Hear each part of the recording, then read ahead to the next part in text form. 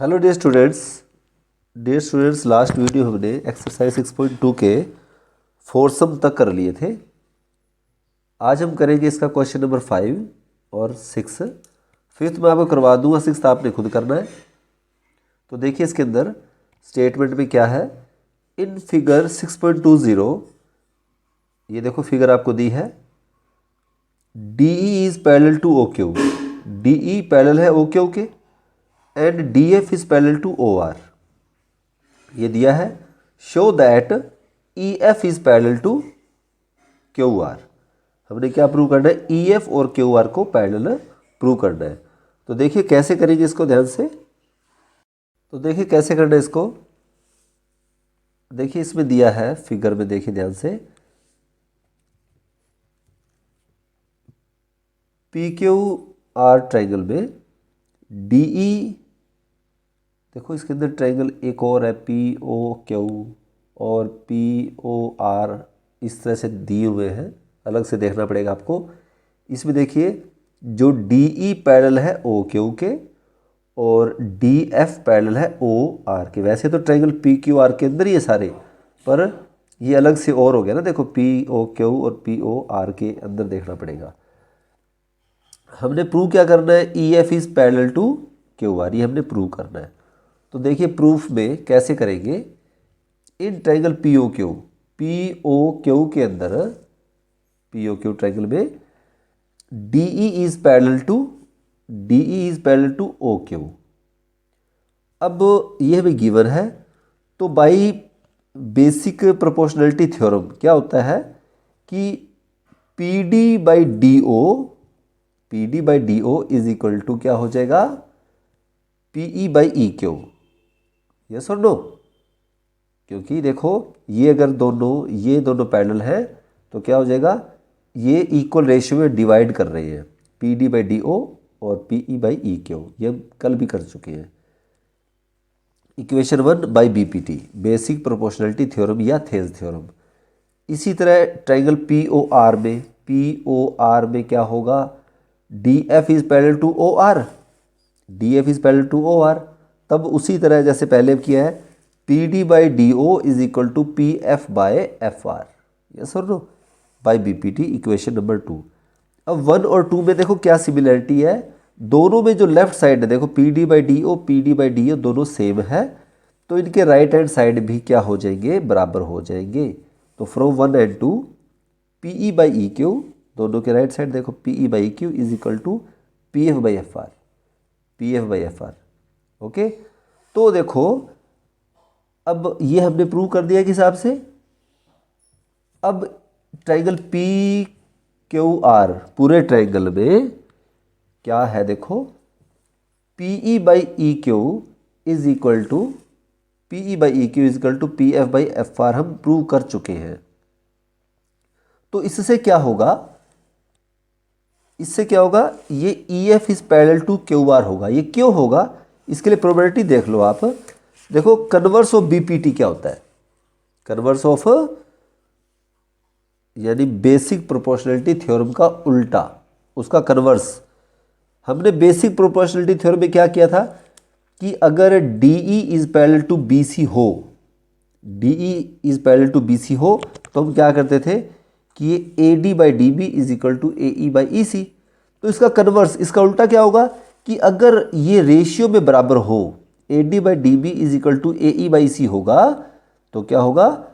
ये पैरेलल होगी, जो D E parallel B C के होगा। तो इसको बोलते हैं converse of B P T. तो यही तो है इसके अंदर। देखो अगर P E by E Q equal हो P F by F R के, ये रेशियो बराबर है। ये रेशियो बराबर कब होगा? जब E F is parallel to Q R हो।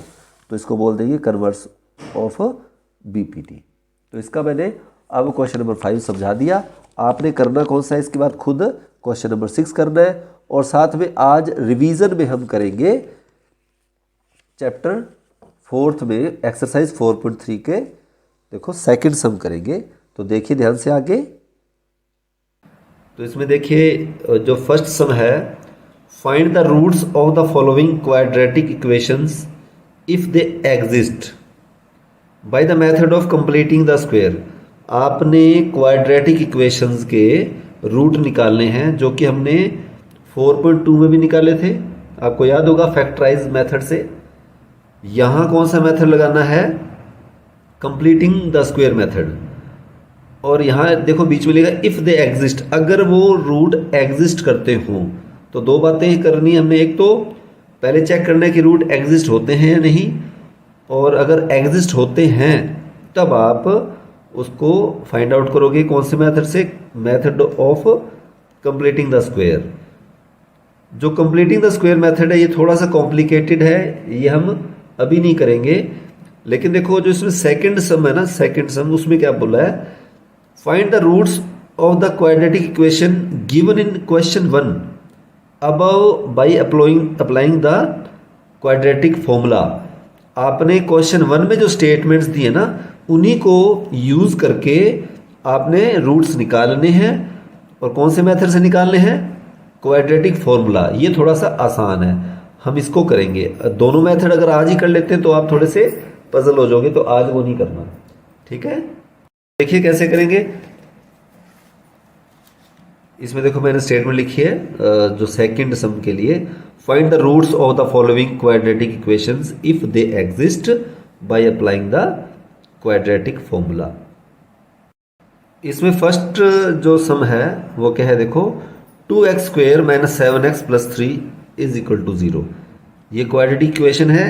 इसको पहले आपने क्या करना है, चेक करना है if roots exist, if they exist. तो रूट एग्जिस्ट है कि नहीं, मतलब रूट हो सकते हैं कि नहीं, उसके लिए पहले हम क्या करेंगे, इसमें निकालेंगे डी यानी डिस्क्रिमिनेंट। उसका फॉर्मूला होता है B square minus 4ac। Book में आपको डी नहीं लिखा हुआ, ठीक है, आपको बी स्क्वेयर माइनस 4ac दिया है, ठीक है। अभी बी ए सी ये क्या चीज़ है, तो आपको मैंने पहले ही बताया था, जो क्वाड्रेटिक इक्वेशन होती है उसकी जो स्टैंडर्ड फॉर्म होती है वो होती है ax square plus b x plus c is equal to 0।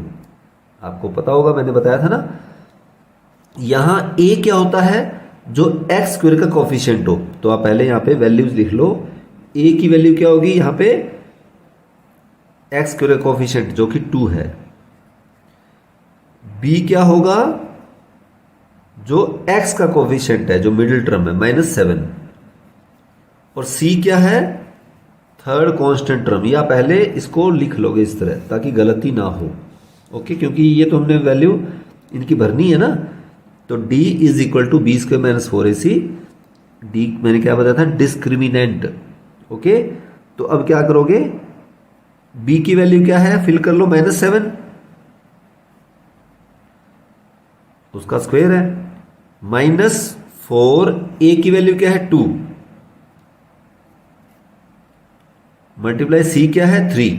अब इसका काम खत्म ना, हमने वैल्यू जब लिख ली। अब चेक करो क्या आएगा, -7 का स्क्वायर क्या होता है,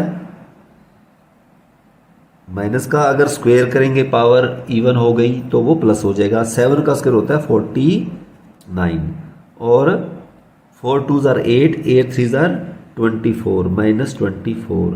अब इनको सब्ट्रैक्ट करेंगे, आएगा 25।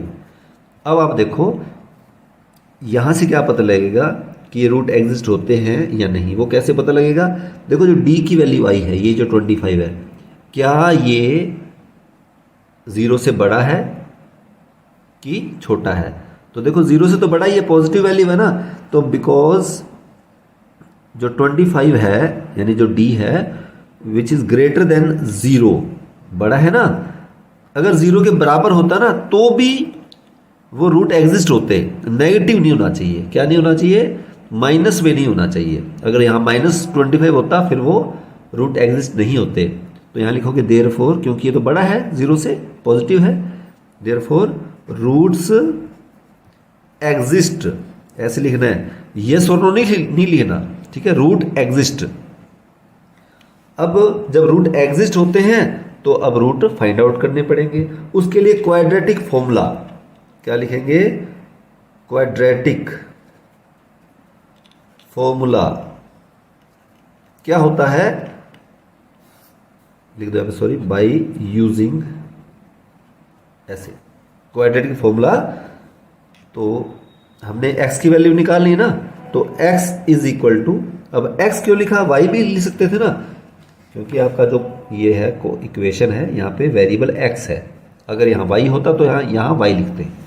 तो x is equal to minus B plus minus root में, चाहे d लिख दो चाहे लिख दो बी स्क्वेयर माइनस 4ac, क्योंकि बुक में बी स्क्वेयर माइनस 4ac दिया है, अपॉन 2a, दोबारा देख लो, minus B plus minus root में B square minus 4ac upon 2a।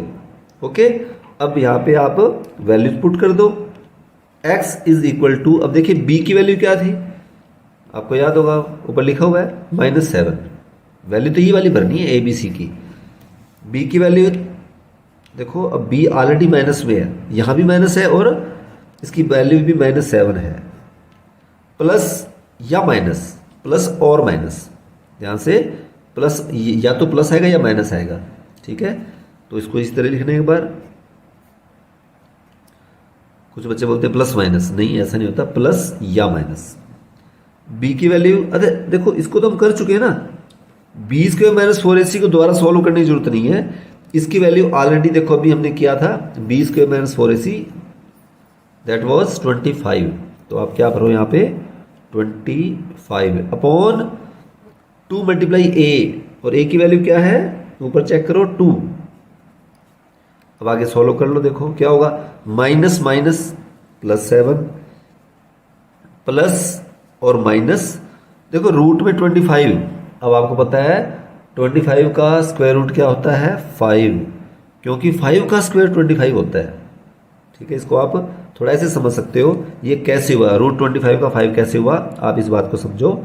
जो 25 को आप क्या ले सकते हो, 5 का स्क्वायर, यस, और रूट है ऊपर, तो इसका क्या हो सकता है, देखो अगर रूट को हम एक्सपोनेंशियल फॉर्म में लिखें, पावर की फॉर्म में लिखें, तो पावर 1/2 होती है रूट, तो पावर की पावर ही ये पावर है, ये रूट फॉर्म में और ये एक्सपोनेंशियल फॉर्म में है, पावर की फॉर्म में तो 2 से 2 कट गया, क्या बचा 5 की power 1 that is 5 upon 2 2 jar 4, ठीक है। अब आप देखिए, अब प्लस करें या माइनस करें, मैंने बार बार बोला ना प्लस या माइनस।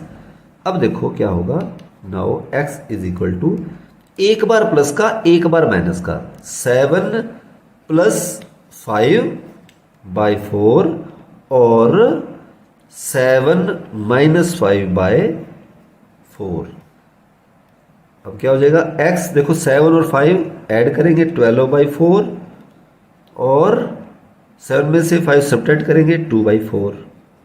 आगे क्या हो जाएगा, देखो इसको सॉल्व करेंगे, 12/4 क्या होता है 3 और 2/4 क्या होता है 1/2, 2 1 2 2 2 2 4, ठीक है। तो x की 2 वैल्यूज आ गई, 2 रूट्स आ गई, 3 और 1/2, ठीक है। आगे इसका थर्ड पार्ट देखिए, सेकंड का मैंने स्टेटमेंट लिखी है आपके लिए। तो देखो इसमें वही करना है, पहले आपने, ये थोड़ा उससे अलग क्यों है, क्योंकि देखो इसमें यहां पे रूट नहीं था, ठीक है। अब रूट वाला आ गया, कोई वैसे कोई दिक्कत वाली बात नहीं है, मेथड वही लगना है। तो पहले क्या करोगे, इसमें लिखोगे आप, क्योंकि हमें पता है इसमें a b c की वैल्यू चाहिए। a क्या है, एक्स स्क्वायर का कोफिशिएंट, वो क्या है 4, b क्या है 4 रूट 3 एंड c क्या है 3, ओके। अब देखो पहले हमने क्या, किसकी वैल्यू चेक करनी है, नो, क्योंकि पहले चेक करना है कि रूट एग्जिस्ट है कि नहीं। Now d is equal to b square minus 4ac। अब इसको चेक करो क्या आता है, देखो b कितना है 4 रूट 3, 4 रूट 3 का स्क्वायर माइनस 4, a की वैल्यू क्या है 4 और c की वैल्यू क्या है 3। अब इसको सॉल्व कर लीजिए, d इज इक्वल टू, देखो 4 रूट 3 का स्क्वायर यानी 4 का भी स्क्वायर और रूट 3 का भी स्क्वायर, 4 का स्क्वायर कितना होता है 16 और रूट 3 का स्क्वायर करोगे तो 3 आ जाएगा, रूट हट जाएगा, तो अभी थोड़ी देर पहले बताया था मैंने। माइनस 4 4 16, 16 3 जा 48 और 16 3 48 माइनस 48 इज इक्वल टू 0। अब देखो, अब here d is equal to 0, यानी b square minus 4ac is equal to 0। अब जब 0 आ गया तो क्या होता है, तब रूट एग्जिस्ट होते हैं, क्योंकि हमें बताना था ना रूट एग्जिस्ट होते हैं कि नहीं। तो आप लिखोगे रूट्स एग्जिस्ट। मैंने बताया था नेगेटिव नहीं होना चाहिए, माइनस में नहीं आना चाहिए, 0 आ सकता है, 0 है 0 से बड़ा होना चाहिए, फिर तो रूट एग्जिस्ट करेंगे। अब देखो इसको आगे सॉल्व करना है। नाउ अब आपका जो quadratic formula, now by using quadratic formula. कुछ बच्चों को ना स्टेटमेंट लिखने में बड़ी प्रॉब्लम होती है, तो आप ये जरूर लिखा करो, ठीक है।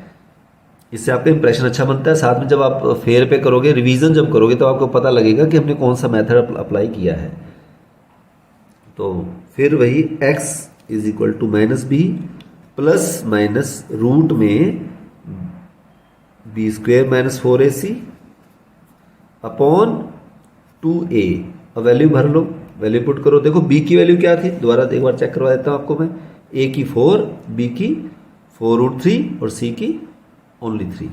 तो देखो क्या होगा, b की जगह भरेंगे हम 4√3 प्लस और माइनस रूट में। अब देखो तो आपको पता है, इसको दोबारा सॉल्व नहीं करना, 0 आया था हमारा, d क्या आया था, यानी बी स्क्वायर माइनस 4ac क्या आया था, 0 अपॉन 2 मल्टीप्लाई a क्या है 4। तो देखो आगे x is equal to minus 4√3 plus minus 0।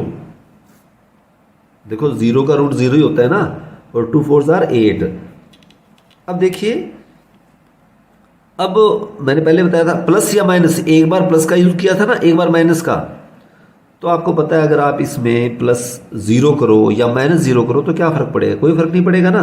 तो इसीलिए आप लिखोगे 4√3/8।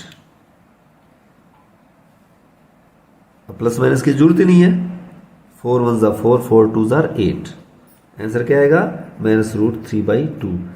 अब इसमें हम ना इसका आंसर चेक करते हैं कि आंसर क्या दिया है, वो बताऊंगा आपको मैं। देखिए आंसर इसमें है एक्सरसाइज 4.3 का फर्स्ट का थर्ड पार्ट था ना, थर्ड पार्ट है -√3/2 -√3/2, 2 बार आ गया ये कैसे बताऊं। अब इसको समझने के लिए आप इसको ऐसे भी कर सकते थे और इसको आप ऐसे भी कर सकते थे, इसका लॉजिक में बताऊंगा आपको मैं, इसीलिए मैं बता रहा हूं। तो क्या होगा, प्लस माइनस था ना, प्लस या माइनस, तो एक बार क्या करेंगे प्लस में करेंगे 0 और एक बार क्या करेंगे -4√3 -0/8। अब आप कहोगे ये तो कोई तुक वाली बात नहीं, लेकिन क्योंकि प्लस या माइनस 0 की जगह कोई और नंबर होता तो भी हम करते हैं ना इस बात को, इसलिए ये मेथड यूज नहीं करना, ठीक है। या ये करोगे तो आप इसको 2 बार लिखना पड़ेगा, फिर आप 2 बार लिखोगे, सोचोगे 2 बार क्यों लिख दिया। तो इस तरह करोगे तो ऑटोमेटिक 2 बार आएगा, -4√3/8 क्योंकि 0 ऐड करने पर ही आता है, और -4√3/8 माइनस का। अब इसको आप कैंसिल करोगे, 4 2 8, 4 2 8, यही है ना, -√3/2 -√3/2। अब इसीलिए मैंने आपको आंसर चेक कराया था। और एक आपको मैं लॉजिक और बताता हूं कि देखो, जब जो क्वाड्रेटिक इक्वेशन होती है ना, जब पावर 2 होती है, तब हमेशा जो रूट्स होते हैं वो 2 होते हैं। जब लीनियर इक्वेशन होती है जहां पावर 1 होती है, वहां पे हमेशा रूट 1 होता है। अगर यहाँ पे 3 होती, पावर क्यूब होता, तो इसके रूट 3 होते हैं। यानी जितनी बड़ी पावर होती है, जो यानी डिग्री होती है, अगर 1 हो डिग्री, 2 हो डिग्री, 3 हो, बड़ी पावर जो होती है, उतने ही उसके रूट्स होते हैं।